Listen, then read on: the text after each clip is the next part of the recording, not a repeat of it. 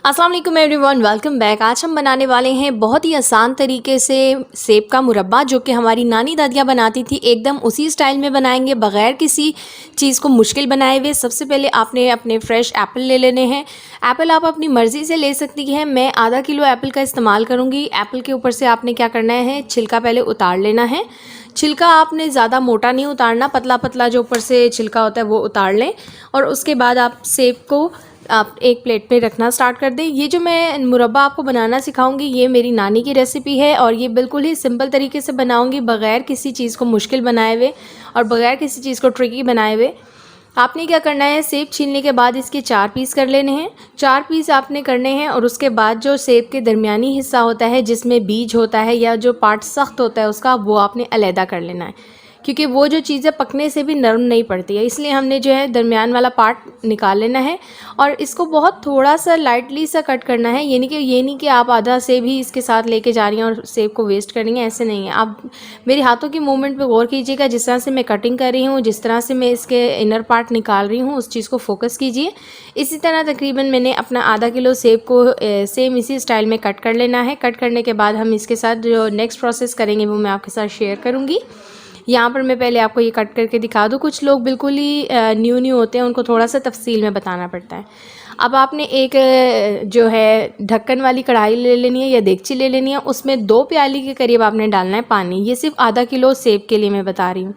और 2 प्याली आप डालेंगी चीनी, जो कि आपने फुल प्याली लेनी। जिस प्याली में पानी लेंगी सेम उसी प्याली में आप चीनी लेंगी, क्योंकि इसका जो शीरा है वो थिक होता है, इसमें मीठा ज़्यादा डलता है।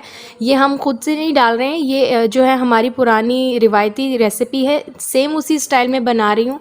तो आप इस रेसिपी को ट्राई कीजिएगा ताकि आपको पता चले कि सेम उसी स्टाइल में बग़ैर किसी शशके के हम कैसे रेसिपी पहले बनाया करते थे। यहाँ पर डाल रही हूँ मैं दालचीनी की स्टिक्स, जो कि मेरी 2 थी, मैंने उन्हें तोड़ लिया है और छोटे छोटे टुकड़ों में कर लिया था। इसके अलावा मैं डाल रही हूँ इलायची। इलायची के 5 हिस्से हैं, यानी कि पीसेस हैं। उनको मैंने मुंह उनका खोल लिया ताकि उनके बीज पानी में अच्छे से हल हो सकें। 2 लौंग डाल रहे हैं, क्योंकि लौंग काफ़ी तेज़ होती है, तो लौंग का हमें सिर्फ जायका चाहिए होता है, तो हम इसमें सिर्फ 2 लौंग ऐड कर रहे हैं। अब इनको पानी के साथ ही पका लेंगे, ताकि चीनी जब पक रही है तो इन मसालों की जो खासियत है, खुशबू है, वो इस पानी में ही शामिल हो जाए। तो हमने चीनी के साथ में ही डाल दी है। यहाँ पे चीनी अच्छे से घुल चुकी है, तो मैं क्या कर रही हूँ, सेब मैंने धो लिए थे, धोने के बाद मैंने इसमें शामिल कर दिए हैं। अब सेब डाल दिए हमने इसके अंदर और हम इसे अच्छे से पकाएंगे। अब आपने क्या करना है, आँच को मीडियम रखना है। और मुरब्बा जब भी बनाते हैं तो इंस्टेंट मुरब्बा कभी भी नहीं बनता है, मुरब्बा बनने में टाइम लेता है, तभी वो एक रिवायती स्टाइल में हमारी रेसिपी बनती है। आजकल मैंने बहुत सी रेसिपियाँ देखी तो लोग बहुत इंस्टेंट काम कर रहे हैं। यहाँ पे 2 लीमू का रस डाला है।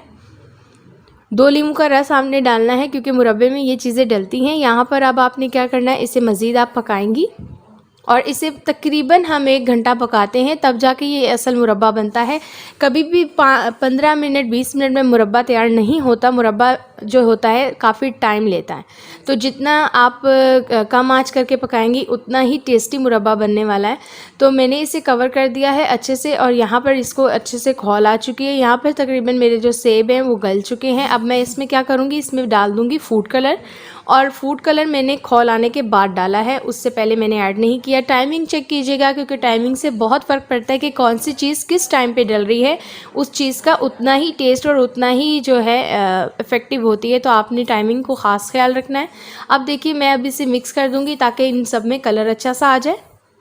अब मैंने इसे मज़ीद 1 घंटा पकाया है हल्की आंच पे। अब आपको नज़र आ रहा होगा इसके कॉर्नर्स में पानी अच्छे से सूख चुका है। जो चीनी है वो काफ़ी अच्छा थिक हो चुकी है, शीरा काफ़ी ज़बरदस्त सा बन चुका है। आपने जब भी कभी अपनी नानी दादी की रेसिपी खाई होगी, वो काफ़ी टेस्टी होती है और जब हम खुद ट्राई करते हैं तो वो उस तरह का टेस्ट आ नहीं पाता।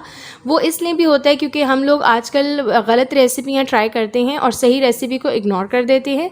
यहाँ पर मैं आपको रेसिपी निकाल के दिखा रही हूँ कि ये देखिए एकदम कितना टेस्टी मुरब्बा आपको लग रहा होगा दिखने से, और ये बना भी बहुत ही टेस्टी है।